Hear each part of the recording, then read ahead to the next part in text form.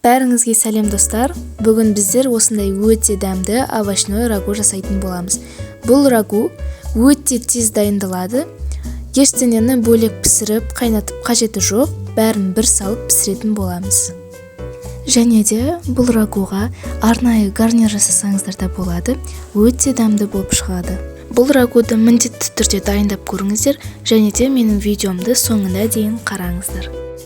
Видеода көрсетілген көкөністердің бәрін кішкентай көбік етіп турайтын боламыз.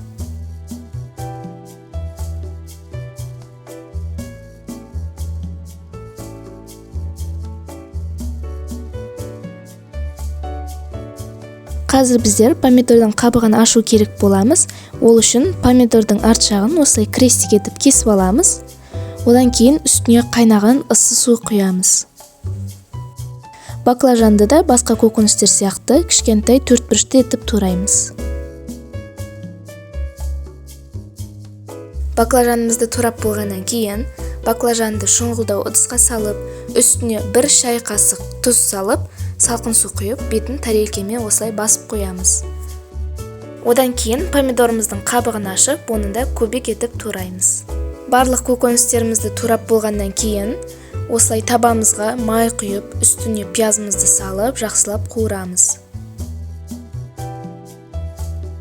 Ұзақ қуырып қажеті жоқ, сәл пиязымызды қуырып алғаннан кейін үстіне сәбізімізді саламыз.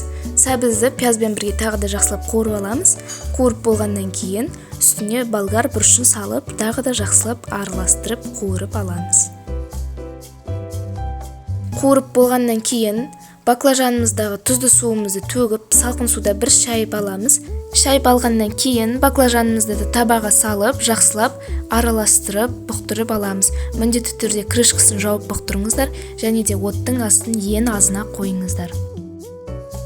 5 минуттай бұқтырып аламыз. 5 минут өткеннен кейін үстіне помидорымызбен чесногымызды саламыз. Мен чеснокты пышақпен кішкентай көбік етіп тураған болатынмын. Помидорды көп салғандарыңыз жақсы, себебі көп салған кезде помидордың өзінің суы шығып, өте дәмді болады. Помидордан кейін өздеріңіз қалаған приправаларыңызды салсаңыздар болады, бірақ міндетті түрде 1 қасық тұз, 1 қасық қант салғандарыңыз жақсы. Және мен лавровый лист салдым. Бәрін тағы да жақсылап араластырып, тағы 5 минуттай крышкасын жауып бұқтырып қоямыз. Міне рагуымыз дайын, өте дәмді болып шығады. Шын мәнісінде дайындап көріңіздер, өте керемет. Егер сіздерге бұл видеом ұнаған болса, лайк басып, каналыма тіркеліп қойыңыздар.